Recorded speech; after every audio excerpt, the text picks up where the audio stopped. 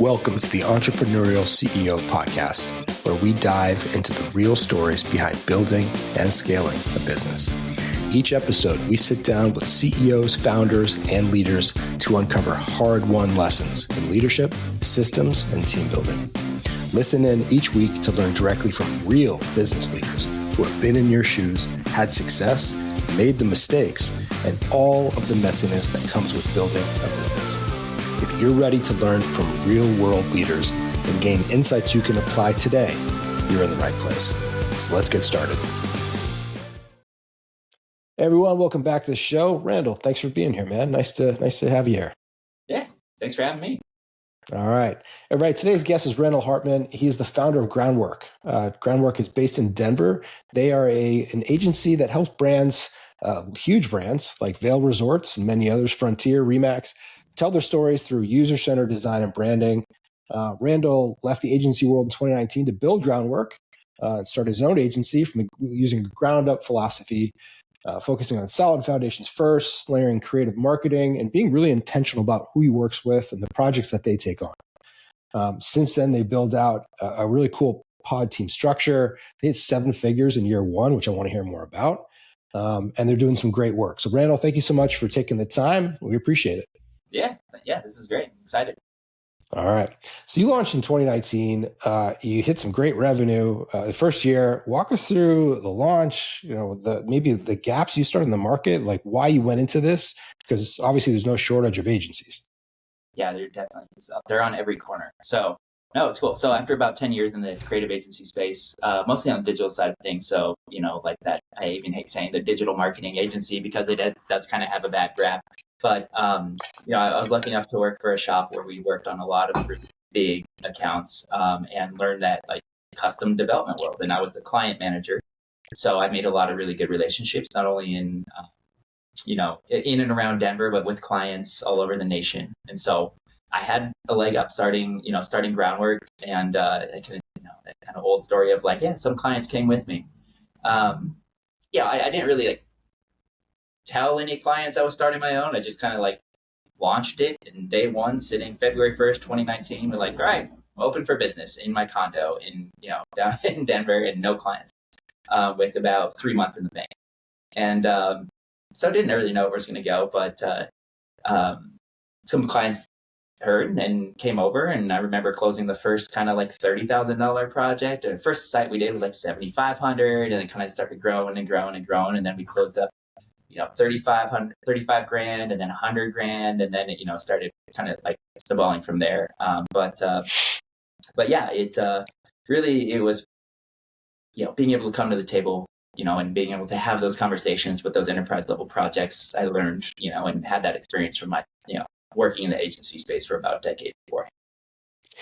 A lot of people aren't comfortable, I think, selling at an enterprise level like that. Were you already doing that in the prior agencies, having those conversations and selling at the enterprise level? Yeah, exactly. So, having those big relationships with the Remax, the Frontier Airlines, the Golf Techs, the Boppy company, if you have kids, and everybody knows the Boppy company, and getting in, and then they don't need a WordPress template. They need something more functional that will integrate with all their internal systems. And so I was like a baby deer at the beginning, not knowing all the technical jargon and all that. But in my role, you got to be able to blend the creative with the tech, because there's the tech team that wants to protect the infrastructure, and then there's the creative team that wants to be able to make edits on the fly and test and and rebrand and do create new pages, etc. And so I always lived in the kind of middle. Especially at Remax Corporate, I always say they had the marketing on the 9th floor and then tech on the 5th floor. And I was in the elevator going up and down, being calm down tech, we're going to make this site so that the marketing team can, to manage it, and we'll penetration test it. So we'll hit all your security standards. And so you got to be able to, speak both worlds. And that's why we call ourselves a creative technology agency, because it's we're not just doing websites, we did a video game just recently for a client. And so it's, it's blending those two, creative and tech. That's awesome. Knowing enough to be dangerous on both sides. Yeah. That's exactly. Let's talk about Map's all about systems and process. Let's talk about, you're using a scale-up system. You're using you use EOS, right? Yeah, we do. How did you get introduced to EOS? One is an agency about 2016, 17 or so started using EOS, and it created a lot of good, a lot of structure, a lot of accountability and role. I mean, there was one agency I worked at. We had EOS. We had 3 owners, and it caused us to go down to 2 owners. And one owner had to step out of the business, and really tough conversations that got in the way of growth and profitability. And so watching this happen and learning from the mistakes of the leaders that I was under, helped me not only to build Groundwrk the way we have, but also to implement EOS. And I would say we self-implement. And so, we don't have an implementer, but I've worked with 3 implementers and learned a lot from them. But, as we get larger, we may, I think I'll always stick with EOS, but, we'll probably add an implementer somewhere down the line. But it's just, we're a small, a small core team, and then, a larger team with contractors. It's kind of hard to run it traditionally with our model. Yeah, that is tough. We, with the clients that we have, we always talk about, do you have similar goal setting and rocks for the contractors? And are you pushing that out? Because typically you'd want to have that with the third parties as well as the internal teams. That's a great question, actually. Yeah, we do. So we have a fractional CFO that helps us with goals. We have a fractional controller who's really close to me, who actually hired me at my first agency. So she manages our books, and then she has rocks as well as the project manager, myself. And then also we have a associate creative director who is technically 1099, but mostly full time, and he also has goals. So yeah, we do implement, but we don't require them to come to level 10 meetings every week or every other week. We include them in the quarterly plan. Okay. And let's talk about the rocks. What would you say you see in terms of completion? Do they tend to get carried over to the next quarter? Or do you feel like those are typically getting accomplished on a regular basis? That's a good, yeah. Rocks are interesting because there's aspirational rocks that I've learned throughout the years, especially leading business development for 3 firms. Aspiration as in hey, Randall, we need this amount of money to pay our bills. Can you hit it? I'm like, what am I going to say? No, in front of the implementer and the executive team. So yeah, it was the aspirational goals are dangerous. Those are dangerous rocks. We're going to close X amount of business, or we're going to do this. And those are things you can't control. What you can control are how many outreaches are you going to make, or how many emails you're going to send, or how many blogs you're going to post, or how much you're going to invest in marketing. And so I see a lot of companies, including us at the beginning, setting aspirational goals that wouldn't get hit. So we'd be at 30, 40, 50%. Yep. And the company would be nowhere closer to growing. It would be kind of just stale. And so now we focus on reachable goals. Hey, what can we hit? And they may not sound super important, but they really are. And they're better for long-term growth rather than the short-term necessity of keeping the lights on. You obviously need to focus on that if you're in that position. But if you're going to, hey, one person, you're in charge of keeping the lights on, and then kind of forget about it. And that's what the agency did. So hey, Randall's got it. He said he's going to do business. Of course I did. I was in my late 20s, and I'm not letting anybody down. But then watching my friends get fired, watching our agencies have to go, scale down, and it really affected me, which is why I built Groundwrk the way I have today. Mostly out of fear is what I'm learning. I call it kind of, can I cuss on this? Yeah, of course. I say kind of chicken shit, where I don't like a lot of overhead. I don't want a bloated team. Now we're kind of switching gears into high growth mode. So we have to take some of that risk. We talk about that a lot. It's interesting, the patterns we hear about fear and risk. And fear is a powerful motivator, man. It is. I think it's interesting. I totally agree with you with the aspirational goals. I've seen that before with some other clients or people that have been, because MAP's got similar principles. We call them vital factor goals. But a leader will come in who's sort of disconnected from the front line and say, we need to hit 1 million this quarter. And you look around the table and you see the head of sales or the VP of sales, and they're like, right? So they know that something's not realistic. And what's that going to do? If you start setting goals that nobody can hit and the team doesn't believe they can hit, nobody's going to be bought in. The morale and the culture is going to go to crap, and you're not going to hit your goals. Like there's no positive to that at all.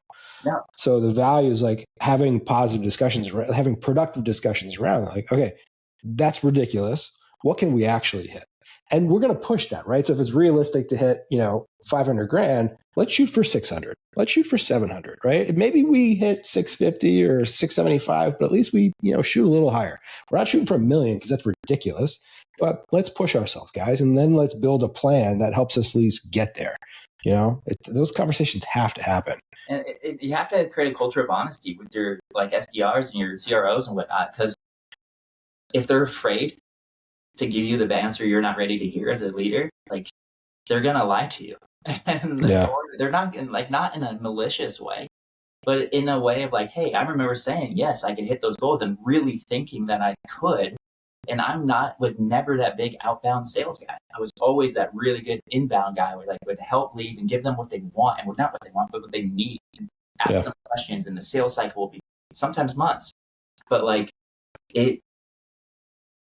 happens is these companies are like, oh, great, Randall said he's going to hit those goals, so let's plan on that as the budget. It's like, no, your team needs to be able to give you honest feedback and say, I don't think we're going to hit those goals. Here's what we think we could hit. And then you could plan on that. And it might mean getting rid of your sexy office, laying off some people, but that's way better than not making payroll and not making rent. So it's just, it's goals to me have always been a really hard thing to set because of that trauma back in those agencies of I don't want to set a sales goal. There's never been a sales goal at Groundwrk. There's never been a marker of outreach. There's never been any of that. And I'm not saying that's the right way to do it. It's just more, I'm lucky enough to have built a brand that attracts clients. And that's what we try to pitch to our clients. Look, our website, when you land on it, it just says Groundwrk, and then people are like, we love your site. And then they want all the information right off the bat. I'm like, look, remember why you liked us?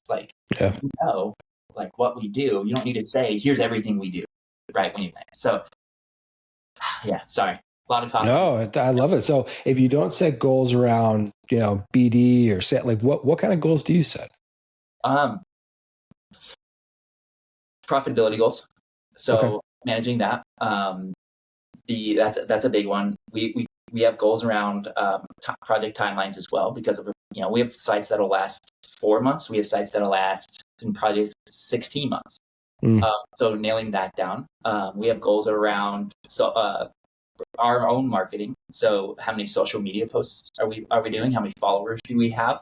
How many thought leader content are we putting out there? So it's about controlling. My therapist and I just had this conversation. It's controlling the controllables. What can you control? And then what are you putting out there to the universe to think that's not a goal? It could be a vision work, and I really do believe in vision work. But set goals that are reachable. And now, I also believe in setting goals reaching for the stars and landing on the moon or whatever. I think those are great too, but don't plan on reaching for the stars. That shouldn't mean my business is going to close if we don't hit that. So that's different than vision work. Yeah, I think I agree with you. It's good to have. We always say with our goals, 80%. Yeah. If you're hitting 100% every month, they're probably a little too soft. Yeah. If you're hitting 80%, that's a good target. But if your team is consistently hitting 30, 40%, the goals are not connected to reality. So you need to reevaluate what you're doing, and whether when you're going through it that people really have the tools or whatever they need to actually achieve. Because if they're not, again, it's just a downward spiral. Yeah. You're not actually producing, and people are going to be unhappy and what are you doing? Right. Yeah. So you need to reevaluate and make sure it's connected to reality. Yeah. And do you guys in MAP, do you guys have a scorecard like they do in EOS? Yeah. We call it a vital factor dashboard. Yeah. Yeah. And I really love the scorecard, right? So we track a lot on that, monthly recurring revenue. And as you know, we don't offer digital marketing services, but we offer web maintenance. And that was kind of a necessity of clients. Can you manage this site? Even though we build them so our clients can manage them. We're and it starts as low as $250 a month. And a lot of my mentors are like, you need to raise your rates. And thank you for that advice. You care about me and you're giving me that advice. I've talked to like out of the 30 accounts, like I barely talked to them, and 50 up to 2,200. My team talks to a handful of them, but we do the work we say we're going to do every month. We send them the report, and that's what they get for like 250 a month. And so the goal really is to have Groundwrk. If you looked at our books, we'll be like a web maintenance company. But on the outside looking in, we're the sexy creative shop. And that maintenance allows us to do projects that don't have budget, for nonprofits, for cool local companies, or just like cool brands that come to us and don't have budget. One year, Atari, we got a RFP from Atari, and they had 25 grand. I was like, no, we can't do that. And I'm like, yeah, that's so dumb of me 5 years ago to say that. Like, yeah, take Atari. Yeah, that's really cool. Like, do it. So things like that, where it's the scorecard is a big help, and I rely on that more so than rocks. We also have like what's we call it like AR, like what's our unbilled work look like, what's our invoices look like, or any clients giving our project manager issues, any contractors giving project manager issues. So that really is kind of the heartbeat of our agency. How are you using the scorecard? Like, how often is it reviewed? Like, what do you do with it? And I'll relay that back to like how we use the Vital Factor dashboard. So I'm curious. I'm almost like, I'd be like, I don't like, everyone can see our numbers. We're an open book, but I would have to like go find it. Actually, it's right here. Every 2 weeks we have a level 10. Okay. So we have level 10. Our project manager updates most of it, and then our finance person updates the other half. And I was lucky enough not to have anything to update anymore. So we go through it every day, on off. We're little, we take our liberties of talking through stuff instead of putting it in the icebox or in the IDS. But the big things, like what are the biggest things that matter to the companies? Getting MRR up, because we only started offering web maintenance about 3 years ago. And that takes time. Like we tried to advertise for it. We just got a lot of really bad leads. So we took that off. And now it's just a lot of our ex-clients or our clients, once we launch sites, sign on with us. Some companies that come in do still want just web edits. We get them signed up. But, so it's... MRR is the biggest thing, but and that's updated by the finance person. And then we see like, all right, it cost us about 50% or right around 40% to do that work. And so here's the margins on that. So we're tracking that every 2 weeks, everything that comes in. Yeah. And based on that, so let's say you go into the L10, you're looking at the scorecard, you see, hey, MRR is off, or project timelines are off, or something, whatever the other metrics in the scorecard.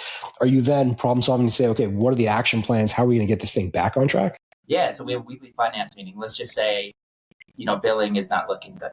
Like we're so project based. Out of the 1.2 million, 200 of that is MRR. So we're so like this with cash flow that the valleys are becoming kind of like less, like the valleys aren't becoming as drastic is what I'm trying to say with cash flow, with that MRR.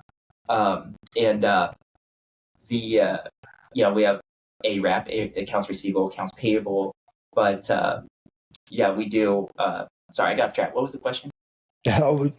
Just how you take the scorecard and turn it into actions. Like, what do you? Yeah. So another thing there too is like having a culture of accountability and not like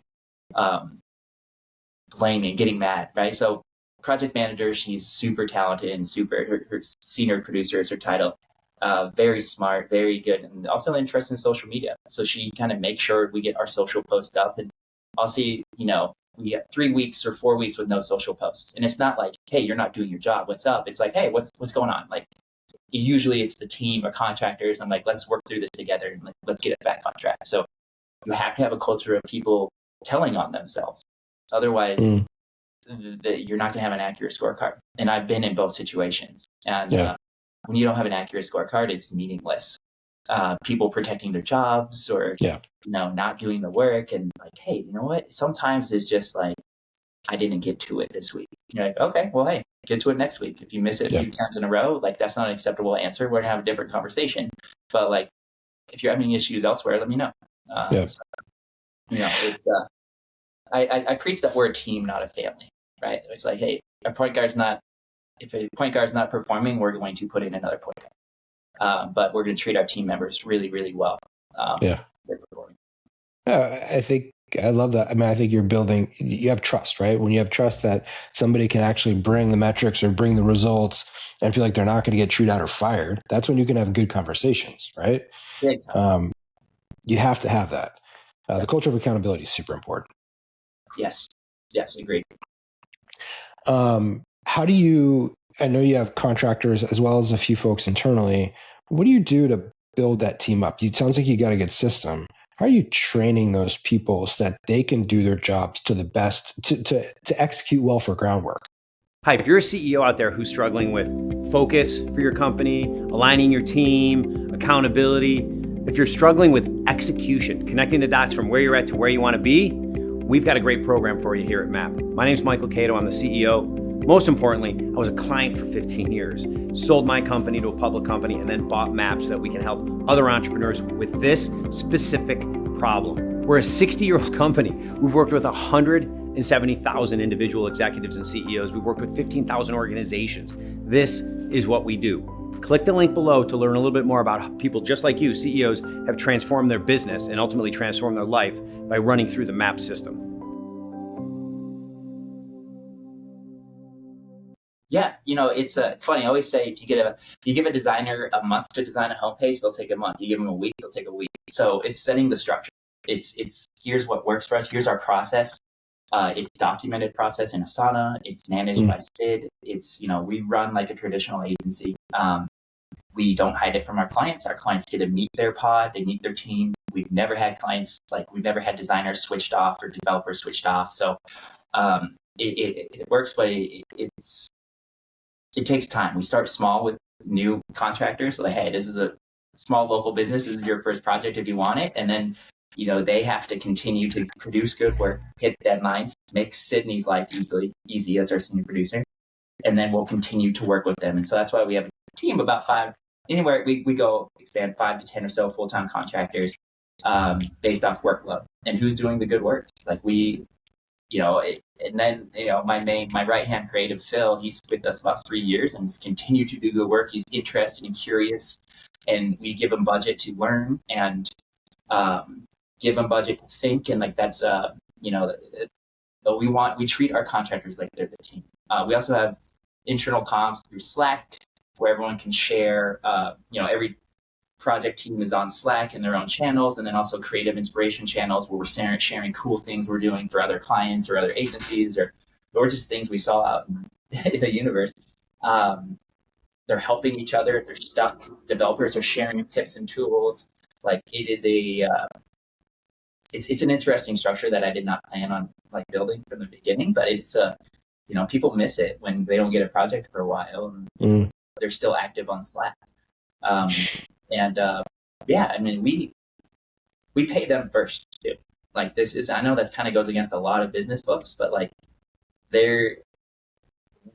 we pay them first. It drives my finance person crazy. So they did the work, they're getting paid when the client pays, and we are not gonna take a risk to not having their money down the road because they are usually single person shops that are family and bills, and I'm not gonna do that to them. And so they work harder and they work longer and they don't nickel and dime us. And so we created a really cool culture that just talking about it now, actually, I'm realizing. Yeah, you're treating your people right. That's respectable. That's awesome. You talked earlier about almost sounded like throttling the growth. Like you were very intentional about you kind of wanted to stay at a certain size, but now you want to grow. Talk about that. Why or what was that shift in thinking? Yeah, no, I think it was I mentioned the word trauma before, and it's not to the I'm not poo-pooing my last agency owners. I've learned all this from them, but over the last first few years, 5 years or so, just really protecting cash flow, protecting really, I guess not protecting, but being afraid of getting big and having those bills. And every time I talk to somebody, they have a ton of employees, like, man, every 2 weeks that's gonna hurt. Yeah, every 2 weeks for payroll. But it's not how anybody did anything important in my eyes. An agency we benchmark against is called debt. and they're doing amazing work and they're huge. And I think they're probably pretty bloated with staff and offices, but like, it's kind of, that's just like residuals from the time before when agencies, agency heyday, early 2000s, 90s, 80s, whatever. But they started growing through like acquisition. And so that's really how I kind of learned from that. It's like, oh, that's how they started. And like, what's that take? Do I need $1 million or how does it work? And then I brought it up to my financial person. They're like, no, you can do this. Like, let's start looking. And so I just went in and having conversations with everybody that I know that has either been in that world, sold or bought, random phone calls. And we're on the path of just finding an agency that are going to, the first acquisition is going to really kind of be more MRR, more maintenance, some unsexy development shop that's just wants to get out, and we'll find them and add them to our team, and then go off and add more services and more people and grow that way. There's ways to do it organically. I just don't really have an interest in that. To be honest. Yeah. That takes longer. I think the growth through acquisition. I wish Mike Kadar, our CEO, sometimes will co-host with me. He's on here a lot. His original business was called Restaurants on the Run. They had a very similar model where they grew a lot through acquisitions. They would go throughout the country and buy similar businesses in these, like, I think, less sexy markets. Like, they weren't going to LA, they were going to Oklahoma. They were going all these other places, and then purchasing these businesses and rolling them in. And they grew to awesome size and then sold to GrowHub. So he knows that intimately well. If you ever have any questions, I'm sure he'd love to chat with you. Oh my God. I would say, yeah, absolutely. I mean, it's funny you say that, like the unsexy markets, because it is such a, like, that's where I'm stuck, because these enterprise level clients look in cities, and, small agencies will hit me up, be like, how can you help? How do you get these accounts, or how do you charge what you do? I'm like, well, you're up in Fort Collins. Like, they're not looking in Fort Collins. In fact, like, they're not looking in Denver. So, like, Denver is good for some. I've talked to some, obviously big coastal companies. They're like, yeah, we're looking for like Denver prices. I'm like, yeah, fair. And we're not LA, we're not New York, and we're not, though, there's similar brands out there like Groundwrk that are 2-3x what we charge because of what it costs to live out there. Yeah. But, it's always on my mind. It's like, are we going to stay in Denver, or do we need to have a coastal presence just to get just to get at the board, just to get the RFP, just to like sit at the table? There's interesting with these, these big, these $1 million plus projects. They want to work with, they'll spend the money because it gives them some like emotional security. I'm like, hey, I'm going to give this money to this agency because I know that this money is going to get me some sort of, emotional result. That could be true, but also I've seen the inner workings of it, and they're not better talent, they're not better processes. We have very similar processes actually, and it's just I don't know if I agree or disagree with it, but I like it. I'm like, that's a cool challenge for us. I'm like, hey, let's do it. Let's go open an office in Brooklyn. Let's go open an office in LA, and let's see if we could compete at that level and against those agencies. And because I know that it's not a difference in talent, it's just a difference in opinion. Just location. Yeah. Is that one of the next questions? Like, you've built this, you have some amazing clients. What are your big goals for the next couple of years, and what might get in the way? Yeah. So I'm really excited about this. So it's been a lot of thinking of like, what we don't want to do is be in digital marketing agencies. We don't want to offer SEO or digital marketing. In fact, if we acquired a company that did do that, we would just push all that and refer all that out. We want to be what's called customer experience and really control all that from the very first ad that they see, working with the company's digital marketing team to create some ad sets and test and A/B test and really create some just really great creative to draw these potential customers or clients in. And then every touch point, we want to be able to manage the brand, manage the voice, make sure that it is on track. I mean, it's from literally secret shopping, like going through a sales process and saying, like, here's how your salesperson answered the phone. Like, that is not okay. This is how they treated this person, this lead. And I've done this in other agencies, listened in on phone calls while we were providing leads to this company. And it was a dentist, actually. And this poor man called and he was like, trying to talk about fixing his whole mouth for his daughter's wedding. And he knew it was going to be like 30 grand. But the receptionist was about to go on lunch break. And she treated this poor man so badly that I called the owner right away. He's like, listen to this. This is why your leads aren't converted. And he fired that person and replaced it. And that is what we want to control from start to finish, is make sure that everything is smooth and on brand. And it's not for every company, because a lot of companies do it well, but it's, probably for those SMBs, those mid markets that don't really understand the power of the brand and not a logo on a website.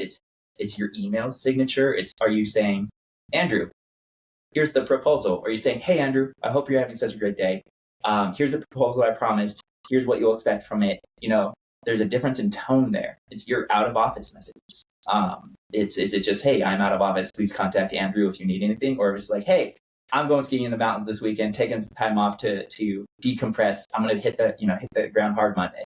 There's just all these things that can affect, and it's all different for every brand. And so that's what we help figure out already. So now we're just going to kind of expand that from the website to every different touch point that the client will do. And so really excited about it, offering, talking to some people that do this already and bringing them on the team. And it's going to allow us to make a lot more of a difference, because a lot of times we do these sites and manage them and they're great and they help and they grow, but we don't really track results.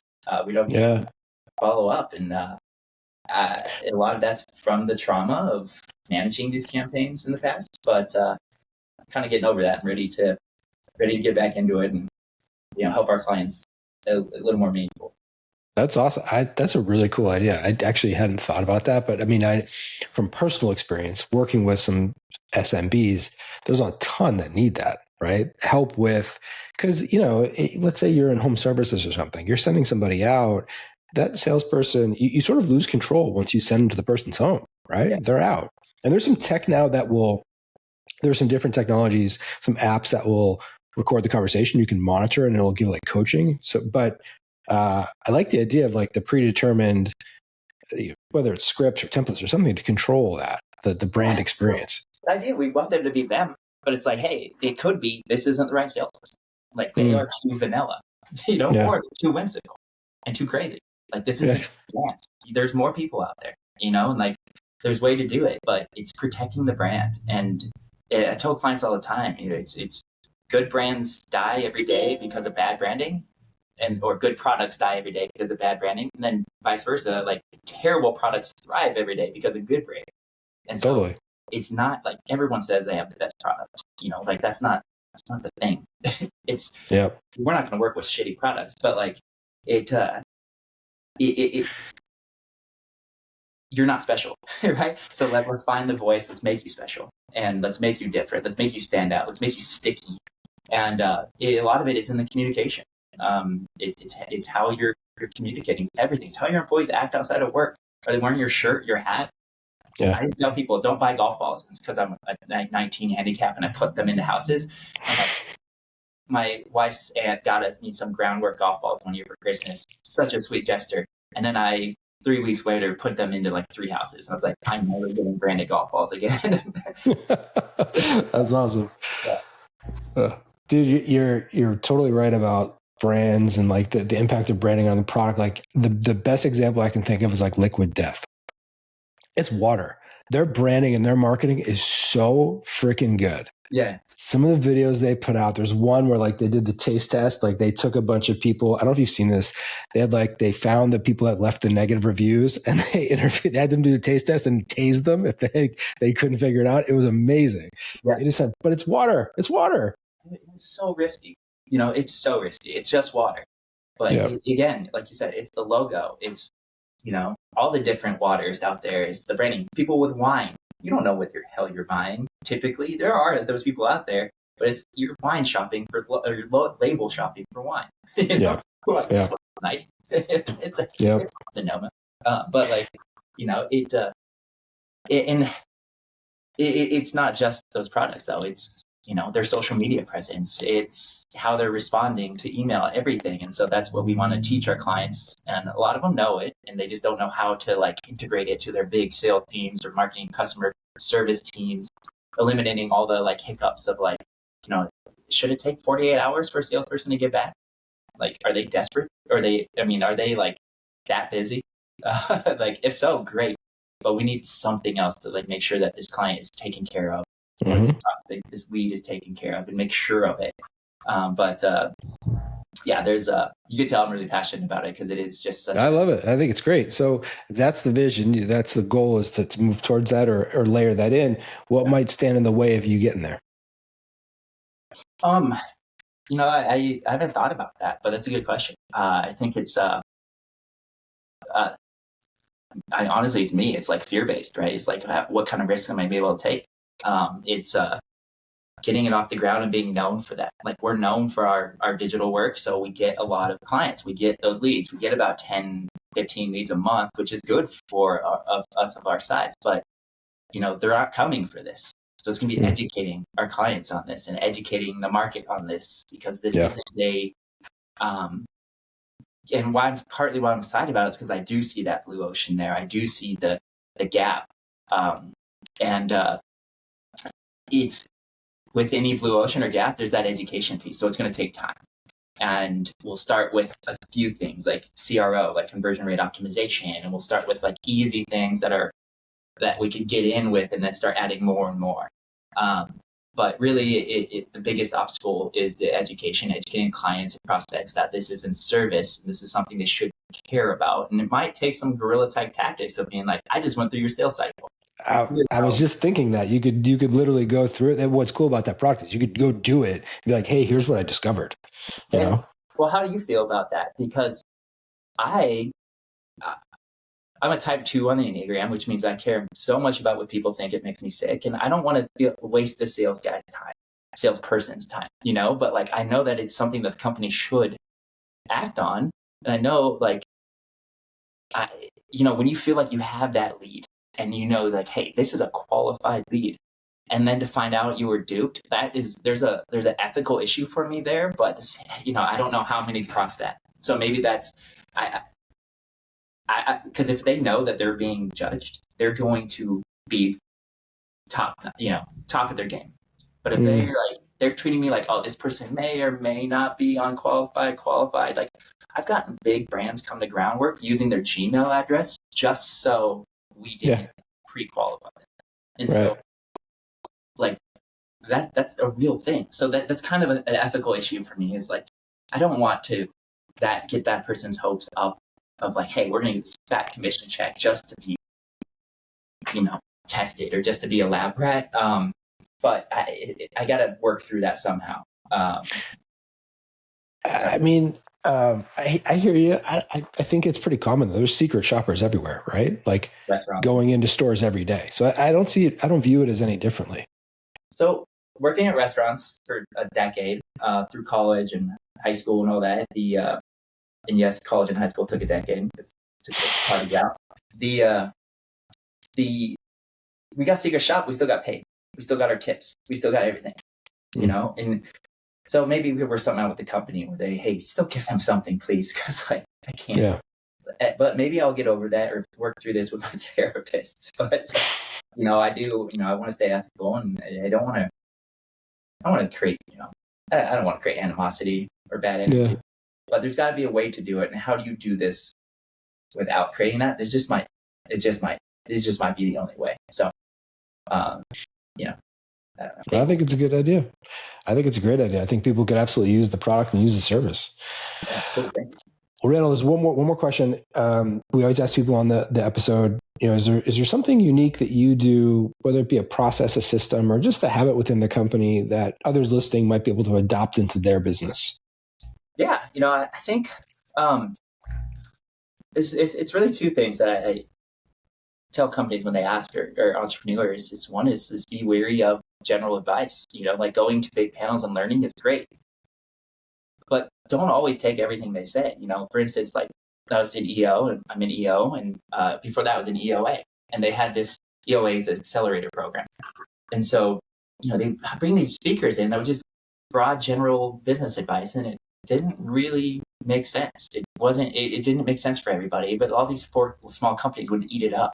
And one, for instance, it was like everyone needs to raise their rates. I'm like, dude, I charge as much as we can get, and it's for value. Like that doesn't apply to me. Like but some people just take that, and so they raise their rates and then alienate who they're getting. They alienate their current market and hurt their business. And so I just hate that general business advice. I say, like, watch out for that. Listen, take it and understand why they're saying it, and maybe it applies to you, but be careful, like it may not. And the second thing is, like, there is no best shop. There's no best design shop, no best development shop. Is the best fit. Like best. We focus on our communication with our clients, making sure they feel heard. We follow up. We answer their emails usually within the workday. And communication is key, especially in the creative world. Creativity without organization is chaos, or without process. And clients don't like that. They want you to be professional, even though I show up in a backwards hat and a hoodie. But like the way we interact with our clients is at a professional level, and we never want anything to fester. We never want them to feel like they're on an island, like they have my cell phone, like they are taken care of communication wise, even if the project is not going well. So those are my two things. Love it. I love it. Thank you, man. Thank you for being here. We really appreciate your time. I think it was a lot of great content. People will love listening to it. So thank you for your time. We appreciate it. Yeah, thank you, Andrew. Great to meet you. Before we jump, where can people go to learn more about Groundwrk, or connect with you, or learn more about you? Our website's up, groundwrk.com, GROUNDWRK. And then I'm on LinkedIn. It's just Randall Hartman. I think it's Randall Hartman Marketing or something. There's not a ton of us out there, but so any of those, I'm always down to talk. I love talking to nice people. Appreciate it, man. Well, thank you. Thank you, everybody, for listening, and we will see you next time.